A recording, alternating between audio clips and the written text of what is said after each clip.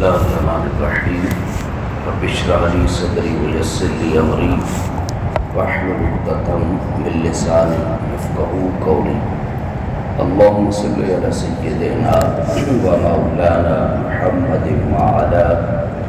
آله وصحبه وبارك وسلم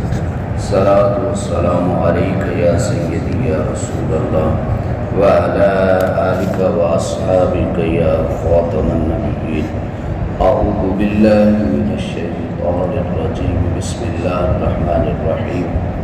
يا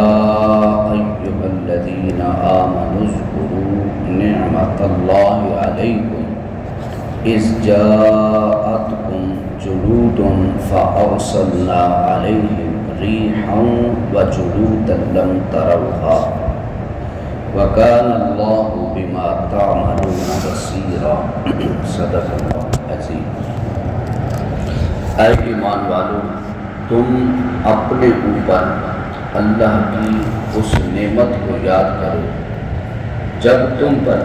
کفار کے لشکر حملہ آور ہوئے تو ہم نے ان پر ایک آندھی بھیجی اور ایسا لشکر بھیجا جس کو تم نے نہیں دیکھا تھا، اور اللہ تمہارے کاموں کو خوب دیکھنے والا ہے۔ سورۃ الاحزاب کی آیت نمبر 9۔ یہاں سے غزوہ احزاب، جسے غزوہ خندق کہا جاتا ہے، یہاں سے اس کا آغاز ہو رہا ہے، اور غزوہ احزاب کے بارے میں جمعۃ المبارک کے تقریباً 5 خطبات میں نے رمضان المبارک کے بعد اس میں گفتگو کی تھی، اور آج یہاں سے قرآن پاک کی تفسیر میں سورۃ الاحزاب کا جو ذکر آیا ہے ترتیب کے ساتھ،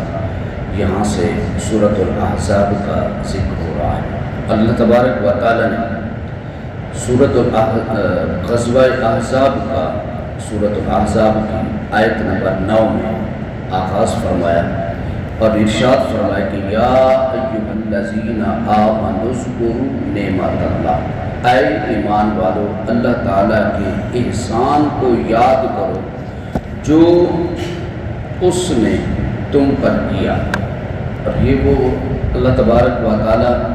کس احسان کو یاد کرا رہا ہے، اس کے متعلق تھوڑا سا جو اس کا پس منظر ہے وہ عرض کر کے پھر انشاءاللہ تبارک و تعالیٰ ترتیب کے ساتھ اس کو ذکر کریں گے۔ نبی کریم صلی اللہ علیہ وسلم جب مدینہ طیبہ میں تشریف لائے تو مدینہ پاک میں یہودیوں کی کثرت تھی، مکے میں کافروں کی کثرت تھی جسے بت پرست کہتے ہیں، اور یہاں پر یہودیوں کی کثرت تھی۔ یہ اللہ تبارک و تعالیٰ کو بھی مانتے تھے، اللہ کی کتاب کو بھی مانتے تھے، اور حضرت موسیٰ علیہ السلام کے پیروکار تھے یہودی۔ اور مدینہ پاک میں یہودیوں کے 3 بڑے قبیلے تھے، بنو نضیر، بنو قریظہ اور بنو قینقاع۔ تو نبی کریم صلی اللہ علیہ وسلم نے مدینہ پاک میں پہنچ کر ان تینوں قبائل کے ساتھ آپ صلی اللہ علیہ وسلم نے دوستی کا معاہدہ کیا، ایک امن معاہدہ کیا ان کے ساتھ۔ اس سے ثابت ہوا اگر کفار کے ساتھ کوئی امن معاہدہ کیا جائے تو اسلام اس بات کی اجازت دیتا ہے، کیونکہ اسلام جو ہے وہ امن کا دین ہے۔ لیکن اگر کفار جب اپنی خباستوں پر اتر آئے اور کفار جب مسلمانوں کو تکلیف دینے لگے، مسلمانوں کی آل مال عزتوں کی طرف جب وہ حملہ کرنے لگے، تو یہ بات ذہن نشین فرما لیجیے اس وقت پھر اسلام امن کا درس نہیں دیتا۔ ہم ہر جگہ پر بیٹھ کہتے ہیں جی بس اسلام تو امن کا درس دیتا ہے، ٹھیک ہے اگر وہ کر رہے ہیں تو کوئی بات نہیں۔ دین اسلام امن والوں کے ساتھ امن کا درس دیتا ہے، جنگ والوں کے ساتھ جنگ کا درس دیتا ہے۔ یہ نہیں ہے کہ دشمن تمہاری عزتوں پر حملہ کر رہا، دشمن تمہارے ملک پر حملہ کر رہا، دشمن تمہاری بہن بیٹیوں کی عزتوں کو پامال کر رہا اور تم بیٹھے رہو جی ہمارا اسلام تو امن کا درس دیتا ہے، اسلام تو کہتا ہے امن۔ نہیں، ایسا نہیں ہے۔ جس طرح دشمن کرے تم دشمن کو اس طرح کا جواب دینا چاہیے۔ تو نبی کریم صلی اللہ علیہ وسلم نے جب مدینہ طیبہ پر آئے تو آقا علیہ السلام نے ان کے ساتھ یہ معاہدہ کیا کہ اگر کوئی شخص، اگر کوئی قبائل، اگر کوئی ملک جو ہے اگر مدینہ طیبہ پر حملہ کرے گا تو ہم مسلمان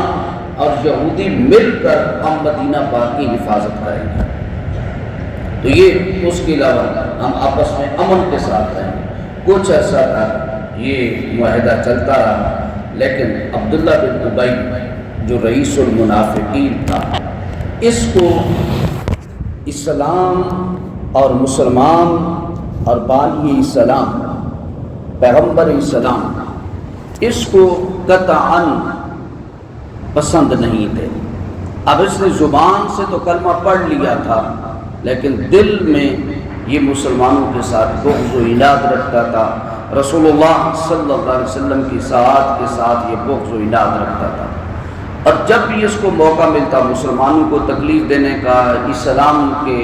کہیں سے بھی جب اس کو موقع ملتا تو یہ مسلمانوں کو تکلیف دینے سے یہ باز نہ آتا، مسلمانوں کو دھوکہ دینے سے یہ باز نہ آتا۔ اب اس نے کلمہ تو پڑھ لیا تھا، لیکن اب یہ چاہتا تھا کہ مسلمان یہاں سے چلے جائیں۔ یہ نبی کریم صلی اللہ علیہ وسلم کے ساتھ کے لیے، مسلمانوں کے لیے یہ مختلف پروپیگنڈے بھی میدانا تھا، اور بعض اوقات دشمنان اسلام سے مل کر یہ مسلمانوں کے خلاف بھی کام کرتا تھا۔ اب